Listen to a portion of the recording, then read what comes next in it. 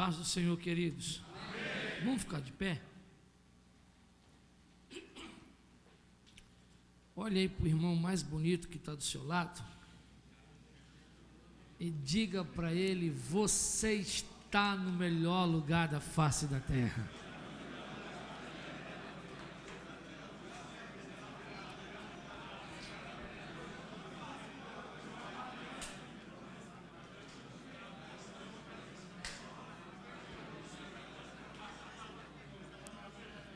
Aleluia.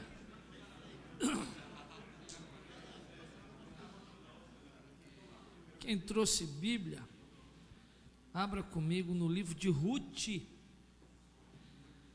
capítulo 1, a partir do verso 1. Eu estou feliz de estar aqui com vocês nessa noite. Eu costumo dizer na igreja que eu pastoreio, que a reunião dos homens, lá a gente carinhosamente chama de reunião dos bigodes, que é do pessoal que manda. E cada vez que eu falo isso, eu arrumo uma guerra na igreja. A mulherada fica empolvorosa. E é verdade, a reunião das mulheres sempre dá mais mulher. Lá também, acho que é em todo lugar isso. Só que a gente também lá não admite derrota. Quando a minha esposa perguntou, eu falei: não tem um número exato, a gente perdeu a conta na metade da contagem. Eu não estou mentindo, porque obviamente eu estou contabilizando os anjos. E embora alguns digam que anjo não tem sexo, mas não fala anja, é anjo. Então a minha interpretação é válida. Ruth, capítulo de número 1, a partir do verso 1, diz assim: e sucedeu nos dias em que os juízes estavam em atividade, que houve uma grande fome na terra, pelo que um homem que pertencia a Belém de Judá saiu a peregrinar nos campos de Moabe, ele e sua mulher e seus 2 filhos. E era o nome desse homem Elimeleque, e o nome de sua mulher Noemi, e o nome de seus 2 filhos Malom e Quilion, efrateus de Belém de Judá. E vieram aos campos de Moabe e ficaram ali. E morreu Elimeleque, marido de Noemi, e ficou ela com seus 2 filhos, os quais tornaram-se para si mulheres moabitas, e era o nome de uma Orfa e o da outra Ruth, e ficaram ali quase 10 anos. E morreram também ambos, Malom e Quilion, ficando assim esta mulher desamparada de seus 2 filhos e de seu marido. Então se levantou-se com ela e com suas noras, e voltou dos campos de Moabe, porquanto na terra de Moabe ouviu que o Senhor tinha visitado o seu povo, dando-lhe pão. Somente até aí. Pode tomar os vossos assentos, por bondade.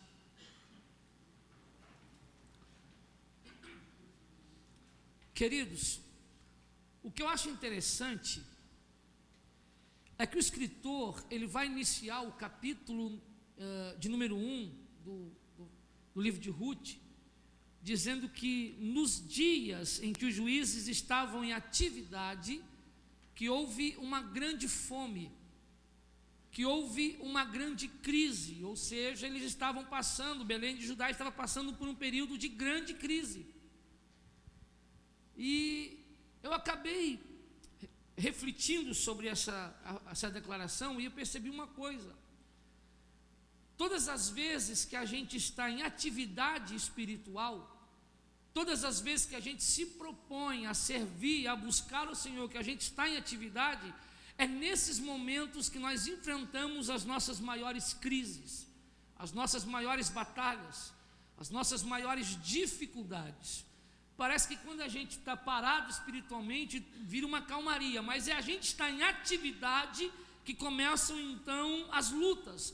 Basta começarmos a fazer algo para Deus, que começa a luta.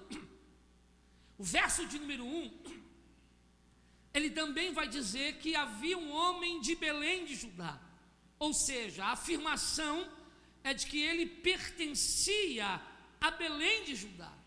Belém de Judá, em sua interpretação mais aproximada, quer dizer casa de pão, ou seja, o texto está dizendo que ele pertencia, ele era proveniente de Belém de Judá, da casa de pão. Ou seja, quando a gente vê isso, nós entendemos que a igreja é a casa de pão na face da terra. E se nós fazemos parte da igreja, se nós somos a igreja, se a igreja é casa de pão, significa que nós também somos casa de pão. Eu e você somos casa de pão. Qual é o propósito de uma casa de pão? Qual é o propósito de uma padaria? É fornecer pão, é alimentar a multidão. Nós, como homens, nós também temos um propósito de alimentar a multidão na nossa casa. Ou seja, nós temos um propósito, nós somos casa de pão. Sobre os nossos ombros pesa a responsabilidade de ser a coluna, de ser o cabeça, de ser o sacerdote do lar, o pastor da casa. Se tiver algum solteiro aqui, não se preocupe que vai chegar a sua vez também. Logo você vai passar por essa cruz também, é bom você ir se acostumando. Mas não se preocupe, não há motivo para correr, para desistir. Isso é um prazer, né? Isso é um privilégio, ser o sacerdote da casa, ser casa de pão. As mulheres reclamam quando a gente fala que as mulheres têm que ser submissas aos maridos. É o que eu mais ouço. Eu ministro muito para casais, eu e minha esposa, e quando eu falo sobre submissão, alguma mulher já fala assim: mas submissão não é escravidão.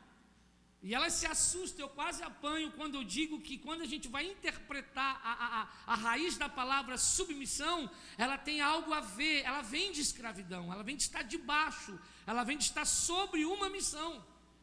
Mas eu costumo dizer para as mulheres: vocês reclamam de barriga cheia, porque ser submissa é simplesmente ser obediente, estar debaixo de uma missão, de um propósito. Essa é a parte mais fácil. A parte mais difícil Deus deixou para nós, porque Ele fala: mulheres, sede submissa aos vossos maridos. Só que olha a missão, veja bem, não é Tom Cruise, mas é a missão quase impossível que Deus colocou na nossa mão. Maridos, amai as suas esposas como o quê? É uma missão quase impossível. Até porque Jesus não teve esposa. Jesus não enfrentou a TPM. Mas se Jesus deixou lá, significa que é possível, é quase impossível, né? Mas não é impossível. Então as mulheres reclamam. O nosso propósito, o propósito do homem é ser casa de pão dentro do seu lar, é ser casa de pão na sua família. Mas olha que coisa interessante. O propósito da casa de pão é fornecer alimento, é alimentar a multidão, é saciar a fome da multidão. Mas o texto vai dizer que houve fome na terra de Belém de Judá. Significa o quê? Na padaria não tinha pão para vender. O texto diz que houve fome, ou seja, em Belém de Judá, na casa de pão não tem pão. Você consegue entender uma padaria que não tem pão para vender? É a mesma coisa que você chegar a um restaurante meio-dia e então a placa: estamos fechados para o almoço. Ou seja, perde o seu propósito.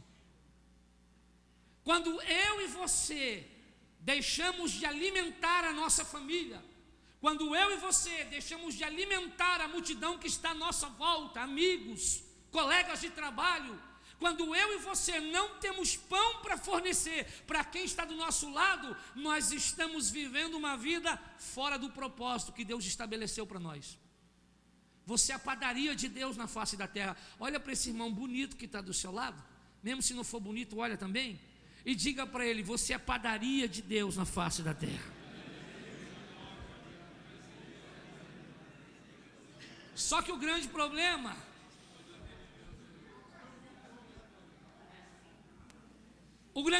é que tem muito pão, muita casa de pão sem pão.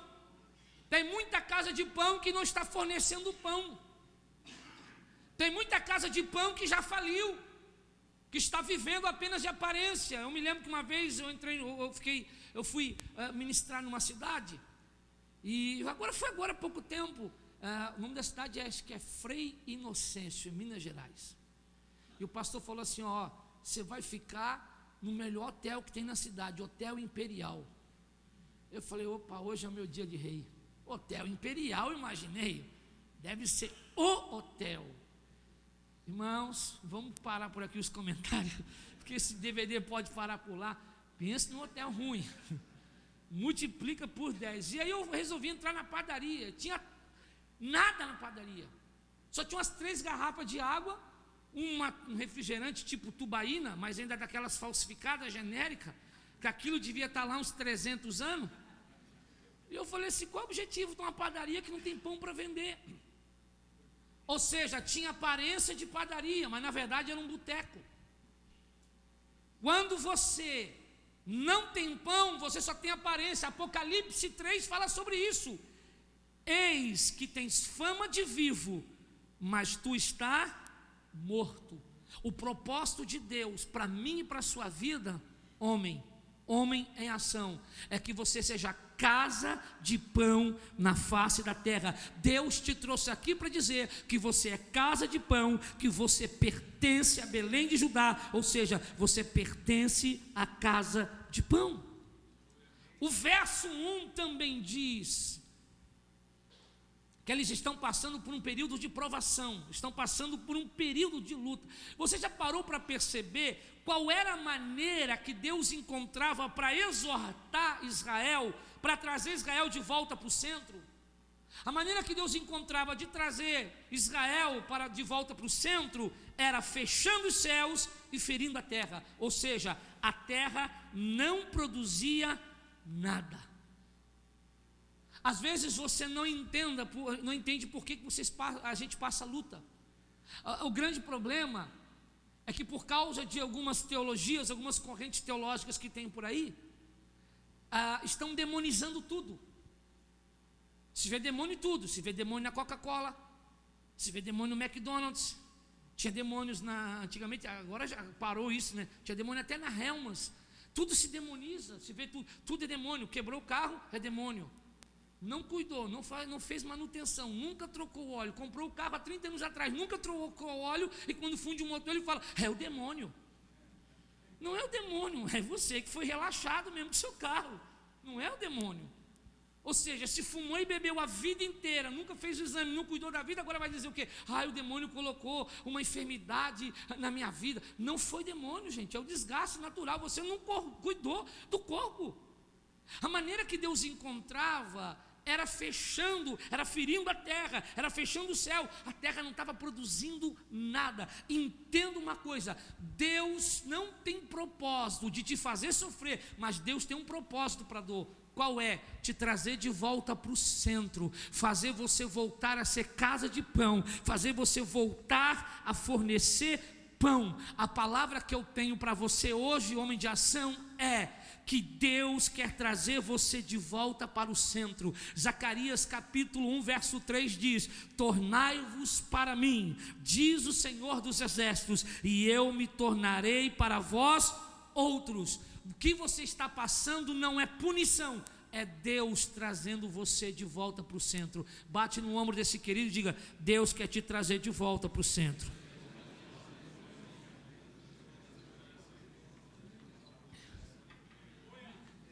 Você precisa entender, e olha só, eu nem sabia o nome do grupo de homens. O nome do grupo de homens aqui qual é? Homens em ação. Homens em ação. Então você precisa entender que o seu lugar é trabalhando, é em ação. Ou seja, Deus está te chamando para ser um homem de ação. Para quê? Para você produzir pão. Olha para quem está do seu lado e diz assim, é hora de começar a bater a massa. Fala para ele.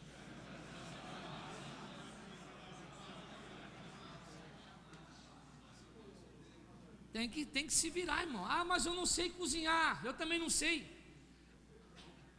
Agora minha esposa vai descobrir o segredo. Eu não sei cozinhar, mas eu sou romântico. Eu sempre preparo um jantar para ela.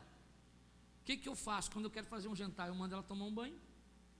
E eu já fui no mercado, já comprei. Eu vou lá e compro estrogonofe pronto, filé, um molho madeira, tudo pronto. Aqueles de uma determinada marca, eu deixo escondido. E quando ela vai para o banho, eu pego, é só esquentar, coloco no micro-ondas, pego a caixa, coloco na sacola, amarro, jogo no lixo para ela não ver. Daí ela vem e quando ela prova, primeiro ela prova assim com muito cuidado, e quando ela prova, ela assim, nossa, que delícia, está melhor do que o meu. Nem sabia que você cozinhava tão bem.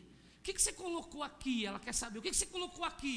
Eu não posso mentir, sou um pastor, sou um homem de Deus. Eu falo assim, um chefe nunca revela os seus segredos gastronômicos. Então, meu irmão, a gente não é Faustão, mas a gente tem que se virar nos 30. Deus está te chamando para voltar à ação. Deus está te chamando para bater massa e para produzir pão. Se havia fome na terra, se não havia pão, qual era a necessidade da terra naquela época? Se não havia pão, se não havia comida, qual que era a necessidade da época? A necessidade era pão, a necessidade era alimento.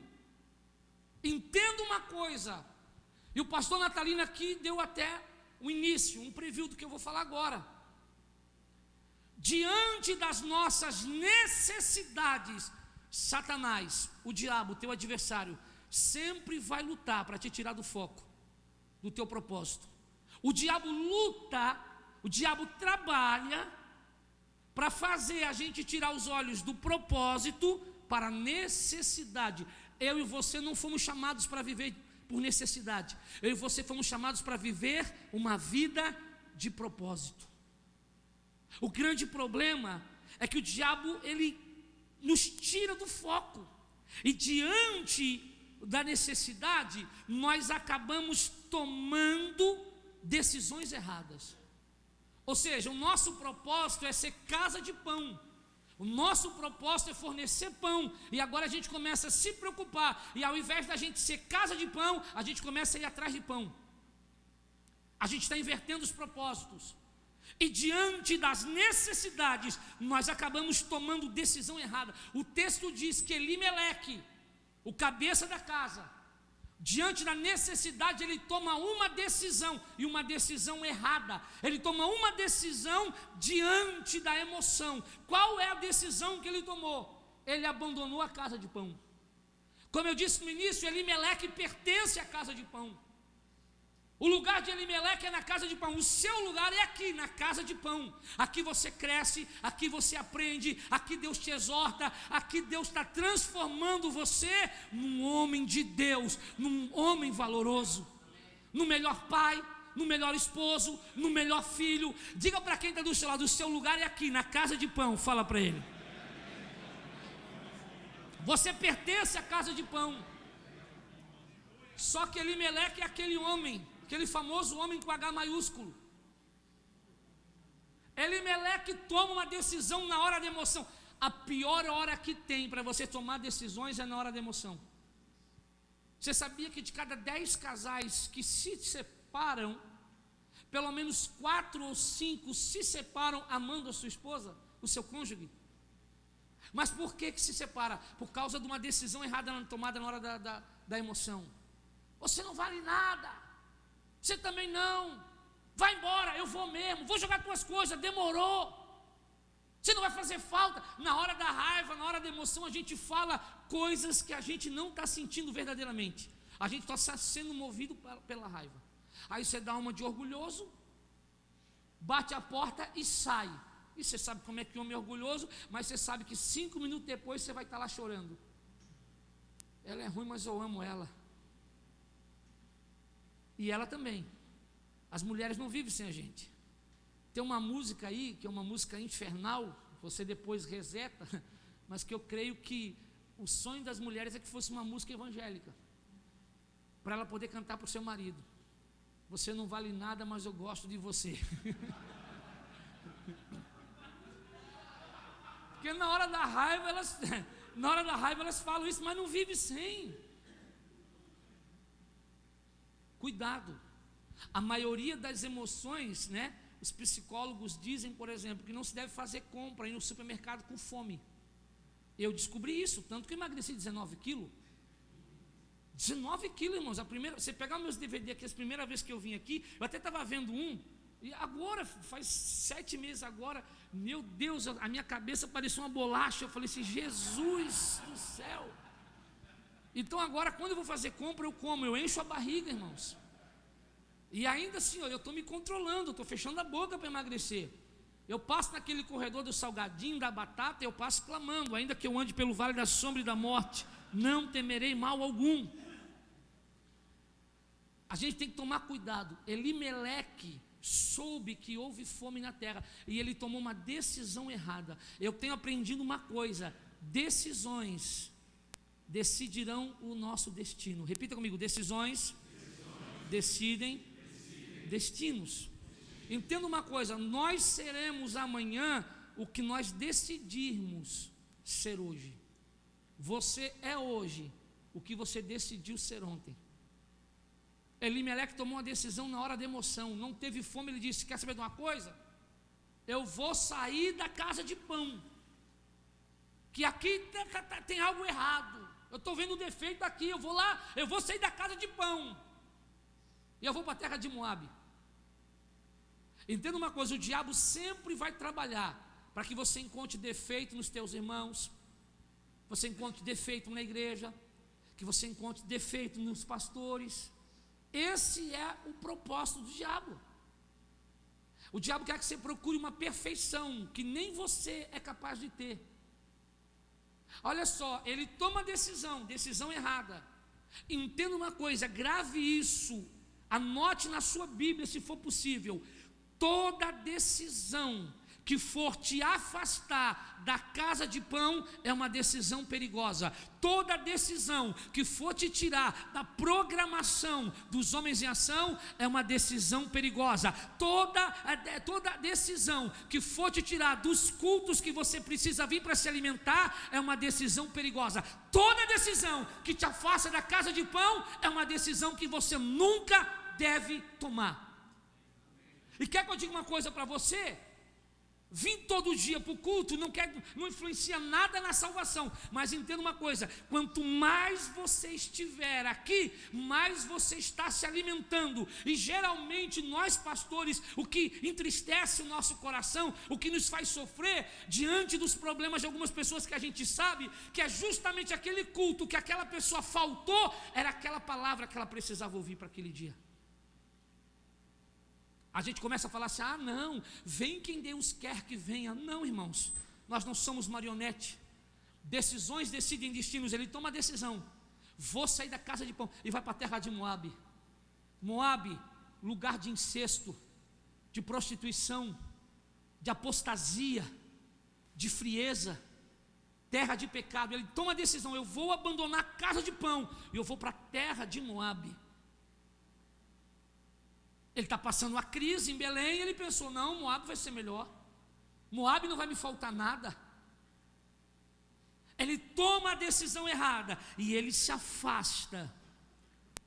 A necessidade sempre vai trabalhar para te afastar do propósito, para que você tire o olho do propósito. Lembra de Esaú? O texto diz que Esaú tentou caçar a manhã inteira, não pegou nada. Jacó está em casa preparando um cozido, um guisado, assado, não sei como é que é o nome do trem. Esaú chega com fome. Se ele está com fome, qual era a necessidade dele? Comer, comida. Jacó é um investidor, é um cara esperto. Jacó conhecia a promessa que dizia que o maior serviria o menor. E aí, diante da necessidade do seu irmão, Jacó lança a proposta. Diante da necessidade, o diabo sempre trabalha. O foco do diabo é trabalhar em cima de tuas necessidades, porque a maioria dos homens age por necessidade, não por propósito. Qualquer decisão que for suprir tua necessidade temporária, fuja disso. Você tem que ser um homem de propósito. Aí Esaú chegou, sentiu aquele cheirinho. Jacó falou assim: tem uma proposta para te fazer. Qual é? Me vende tua primogenitura. O texto diz, você pode ler em casa, em Gênesis, o texto diz que no seu coração Esaú desprezou a primogenitura. Tudo aquilo que nós desprezarmos, nós iremos acabar perdendo. Você já deve ter percebido andando por aí carros que não são tão antigos, carros 2008, 2009, que estão acabados, aos pedaços. Essa pessoa, certamente uma pessoa que desprezou o que tinha. Tudo que você despreza, você acaba perdendo. Ele olha para o seu irmão e fala: eu vou vender então. Para que me serve essa tal primogenitura se eu já estou a ponto de morrer? Ele ficou meio-dia sem comer e está dizendo que vai morrer. Quem aqui já ficou um dia inteiro sem comer? Levanta a mão. Você morreu? Esaú ficou meio-dia e já está dizendo que vai morrer. E ele vende a primogenitura. O diabo trabalha em cima das nossas necessidades. A decisão de Esaú mudou o destino dele. Nós costumamos falar Deus de Abraão, Deus de Isaac, Deus de quê? Mas não era para ser Deus de Abraão, Deus de Isaac, Deus de Jacó. A primogenitura era de quem? Era para ser Deus de Abraão, Deus de Isaac, Deus de... A decisão de Esaú de focar na necessidade e vender a primogenitura tirou o destino dele. Eu estou dizendo para você nessa noite: a decisão que você tomar de te afastar da casa de pão, de focar na necessidade, vai alterar o seu destino. Deus tem algo glorioso para o teu destino. Só continue vivendo uma vida de propósito. Olha para quem está do seu lado e diga: foca no propósito, esqueça a necessidade.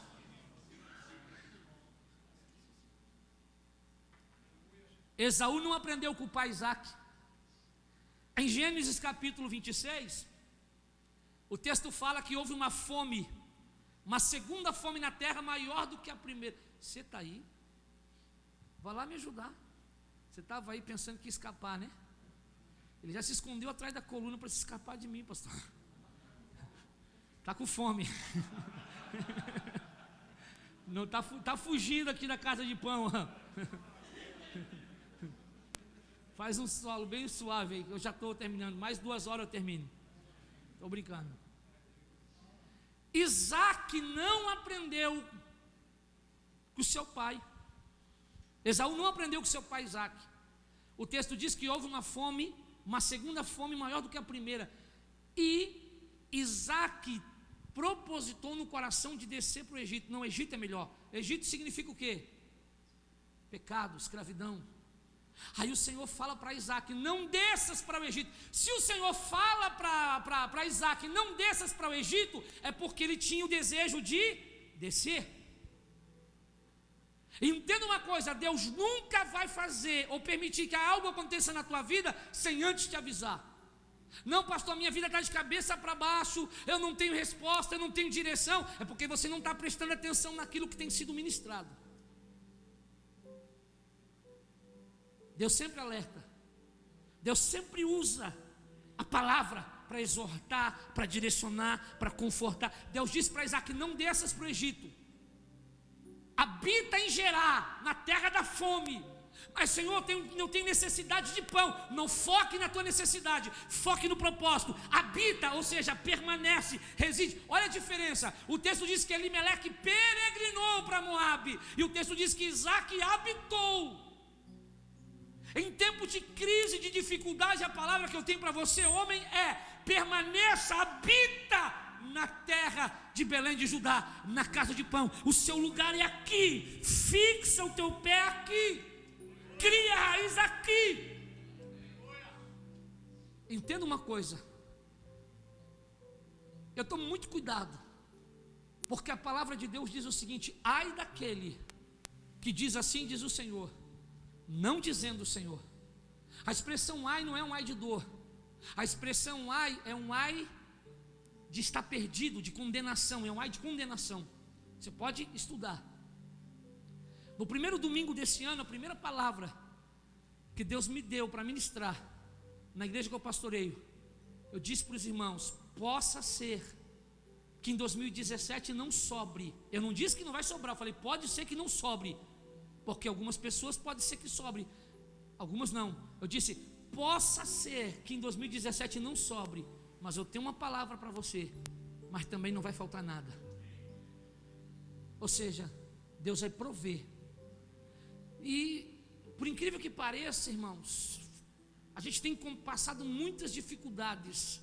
Nossa igreja é uma igreja nova, E Deus sempre assim, aos 44 segundo tempo, Deus provendo, Deus fazendo milagre. Teve um dia que eu estava desesperado, tinha um aluguel para pagar no outro dia, era o último dia do mês e não tinha R$1 no caixa. Diante das necessidades, alguns irmãos, a gente faz um trabalho de assistência social, a gente foi ajudando, quando eu vi, estava o caixa vazio. Culto de quarta-feira, eu dobrei meu joelho e falei: Senhor, preciso do milagre, Senhor, hoje precisa entrar o recurso, eu preciso pagar o aluguel amanhã. Começou a chover, pensa no desespero. Falei: chove, não vem ninguém. Culto dia de semana já é um culto com menos frequência lá na nossa cidade.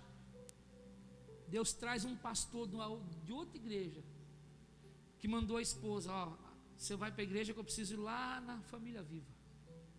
E ele chegou lá, sentou, assistiu o culto.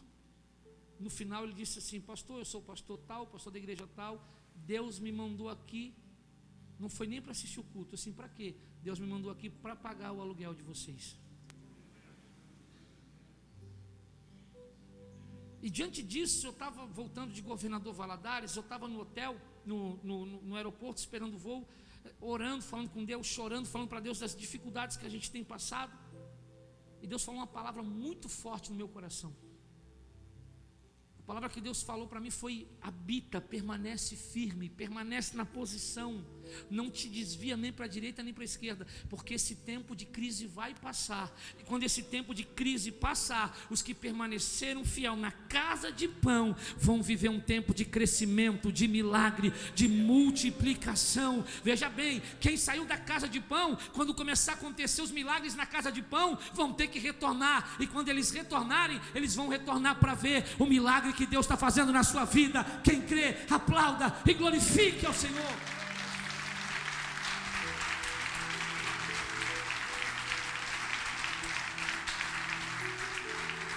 Isaac não focou na necessidade.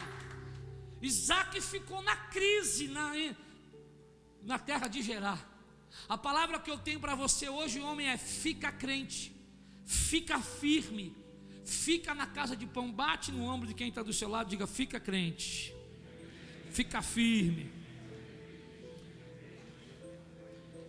Mas eu já estou encerrando. O texto diz que Elimeleque tomou a decisão de peregrinar. Peregrino é alguém que não tem direção.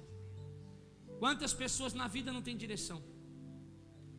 Quantas pessoas na vida estão aí, ó, correndo para lá e para cá sem direção? Me lembro que quando meu pai começou a perder tudo, meu pai corria para lá e para cá. Tudo que dizia para o meu pai que era bom, ele fazia.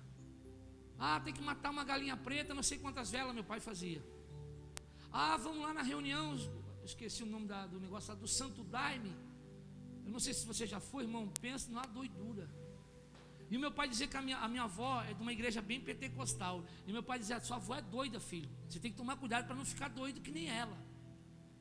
E aí no dia que eu fui com meu pai lá, eu me assustei. O pessoal toma um chazinho, fica doidão, e fica todo mundo a noite toda assim, ó, dançando a noite toda. Vai lá, toma um chazinho de novo, volta.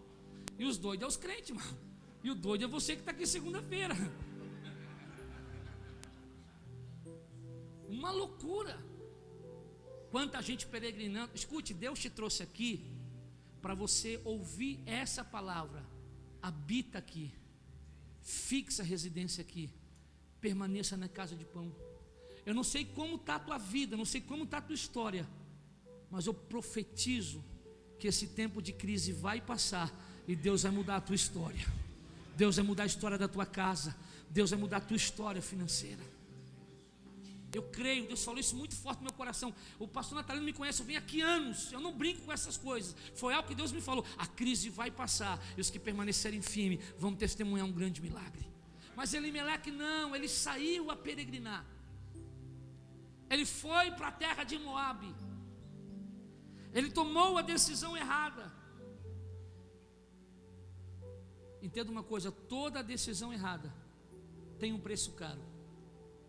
O texto diz que quando Elimeleque chega na terra de Moabe, morre os seus filhos Malom e Quilion. Primeira coisa que acontece com a decisão errada de Elimeleque: ele gera morte espiritual para dentro da sua casa. Quando você toma decisões erradas que te afastam da casa de pão, da casa do Senhor, da igreja, a primeira coisa que acontece, você mata espiritualmente a tua família. O grande problema é que muitos filhos já não conseguem mais ver legitimidade no nosso compromisso, na nossa vida. O grande problema é que os nossos filhos estão vendo,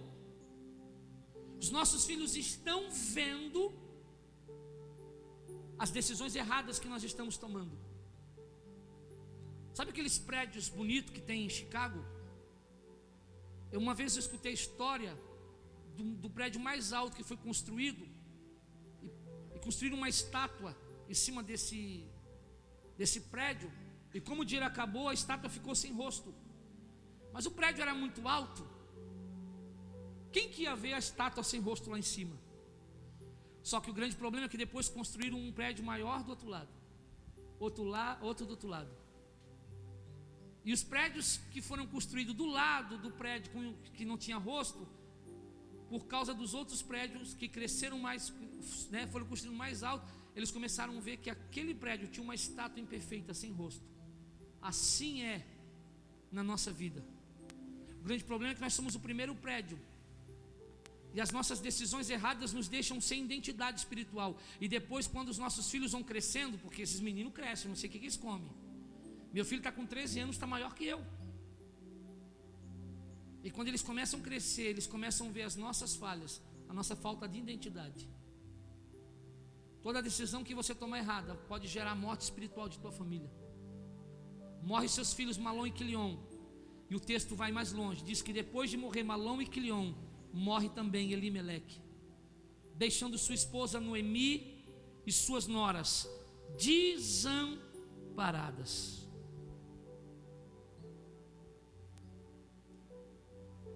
Agora eles encontravam Noemi e perguntavam: não és tu Noemi? Noemi quer dizer bela, Noemi quer dizer agradável. E Noemi dizia: não me chamei-me de Noemi, chamai-me de Mara. Mara significa mulher amargurada. Por que Mara? Porque grande amargura me tem causado o Todo-Poderoso. Sabe o que Deus falou ao meu coração? Quando o homem não permanece na casa de pão, quando o homem toma a decisão errada de sair da casa de pão e peregrinar nas terras do pecado, nas terras estrangeiras de Moabe, ele gera amargura espiritual para dentro da sua casa. Quantos filhos amargurados, quantas esposas amarguradas, porque o homem tem tomado decisões erradas em cima de decisões. Quando você toma a decisão errada, você gera amargura espiritual para dentro da sua casa. Você traz morte espiritual para dentro do seu lar. As decisões que você tem tomado têm te afastado de Deus, tem te afastado da casa de pão. Você já está gerando amargura espiritual para a sua casa. Você já está gerando morte espiritual para a sua família. Elimeleque não teve tempo de se arrepender. 10 anos depois, o texto diz que na terra de Moabe, Noemi escutou que Deus havia abençoado a terra e dado pão. E Noemi toma uma decisão, pega as suas noras, Orfa e Ruth, e volta para a casa de pão. Volta a ter compromisso com a casa de pão. Hoje, Deus me trouxe aqui para falar com você. Talvez você até é membro dessa igreja, mas espiritualmente falando, você está afastado da casa de pão, ou seja, da intimidade, do compromisso com Deus. Deus não quer que você seja homem, Deus quer que você seja homem de Deus, homem com compromisso, homem de Belém de Judá. Deus quer que você seja casa de pão. Noemi tomou a decisão de voltar para a casa de pão. Deus hoje te trouxe aqui para dizer que é tempo de voltar para Belém. É tempo de voltar ao primeiro amor. É tempo de voltar a ter compromisso. É tempo de voltar a orar. É tempo de voltar a buscar. Nós estamos vivendo num mundo pluralista. A tecnologia tem separado as pessoas. aproxima quem está longe, separa quem está perto. É tempo de você ter compromisso, é tempo de você ter prazer na meditação da palavra, é tempo de você ter prazer, de você ser que nem o salmista: alegrei-me quando me disseram, vamos à casa do Senhor. É tempo, é noite de voltar à casa de pão, de voltar ao primeiro amor. O primeiro amor é coisa linda. O primeiro amor, irmãos, quando a gente se converte, a gente fala, a pessoa que está no primeiro amor, ela convida todo o trabalho, todo mundo, olha, vai ter a reunião do Homens em Ação, é tremendo, vamos lá. A pessoa no primeiro amor, ela evangeliza até poste, até cachorro. Eu me lembro quando eu me converti, primeira viagem missionária que a nossa igreja fez, a gente foi numa cidade assim, um povo bem idólatra. E quando abriu o ônibus que fez a oração com o pessoal da instrução, pode ir, eu vi um senhorzinho assim, um velhinho sentado num ponto de ônibus. Eu falei, achei minha primeira vítima, vou evangelizar esse cara. Sentei do lado dele, e você sabe, naquela experiência no primeiro amor, não deixei ele nem falar nada. Oi, tudo bem, boa tarde, meu nome é Alessandro Viana, eu sou lá da igreja assim, tal, e comecei a falar, e Jesus e não sei o que, Deus deu seu filho para que todos, e fui 40 minutos, 55 minutos, daqui a pouco, e eu evangelizando, eu falei, ele não está dizendo nem sim nem não, mas pelo menos ele está aqui, está ouvindo. Eu falei, não deve estar gostando. De repente abre o portão e sai uma moça do portão, pega ele pela mão e vem trazendo. Quando eu ia falar, opa, peraí, quer roubar minha alma? Ela disse assim, não, moço, ele não ouve e não entende nada que você está falando. É coisa do primeiro amor. Inocência. Deus quer que você volte à inocência do primeiro amor. Deus quer que você volte à casa de pão. Vamos ficar de pé, em nome de Jesus.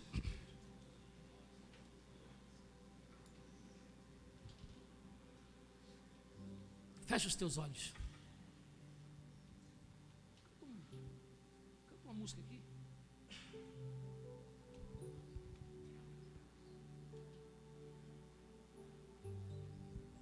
Fecha os teus olhos.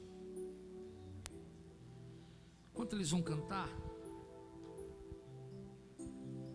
eu quero te fazer um desafio. Não é um convite, é um desafio.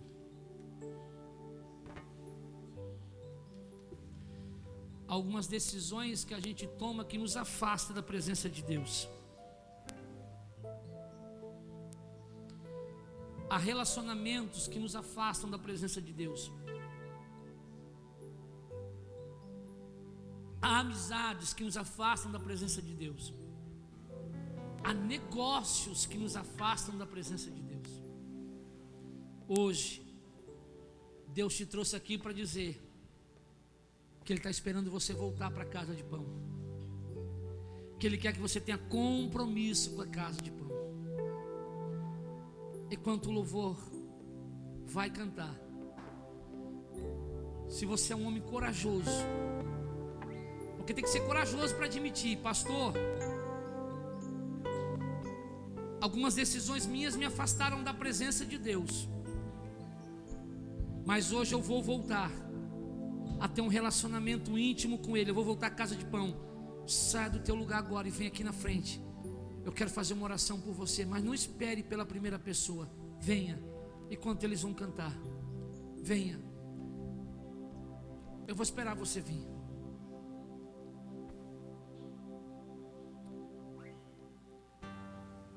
Eu não estou falando de gente desviada, estou falando de gente que quer voltar a ter um compromisso, intimidade com Deus. Quero falar uma coisa para você, eu sou a primeira pessoa a fazer isso. Todos os dias eu digo, Senhor, eu preciso ter mais compromisso, mais intimidade. Vem aqui na frente, eu quero orar por você.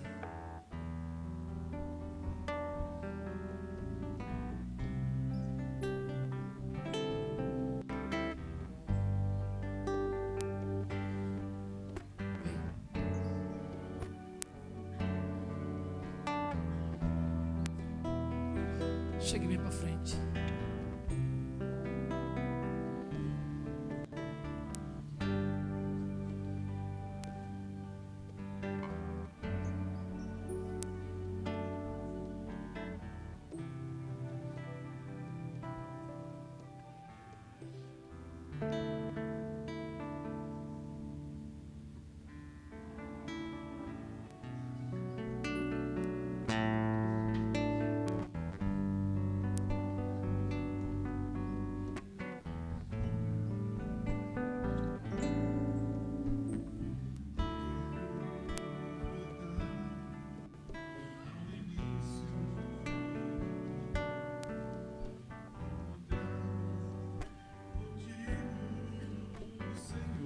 Você que sabe, cante. Faça desse louvor tua oração.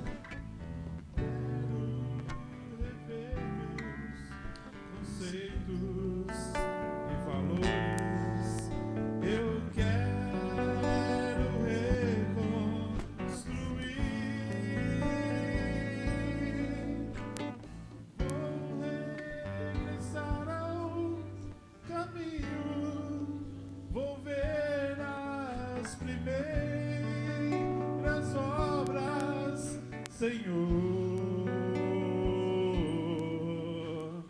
eu me arrependo, Senhor, me arrependo, Senhor, me arrependo, Senhor, eu quero voltar ao primeiro amor, ao primeiro amor, eu quero voltar a Deus. Coloca uma mão no seu coração. Coloque as duas. Senhor, estou ministrando nessa noite, não apenas para um grupo de homens, mas um grupo de homens de Deus, que vão cada vez mais se tornarem homens de ação. Estou pregando para pessoas, para homens que pertencem à casa de pão. Ajuda-os, ó Deus. Ajuda-os nesse recomeço, que eles possam sentir nessa noite, ó Deus, a tua presença que envolve, que renova, que cura, que traz esperança. Que o Senhor possa tocar em corações e sarar feridas. Que o Senhor possa restaurar os altares que estão destruídos nessa noite. E eu creio, meu Pai, que esse tempo de crise que a nossa nação está passando está com os dias contados. E eu creio que estes que ficarem firmes na casa de pão serão aqueles que vão testemunhar um grande milagre que o Senhor vai fazer.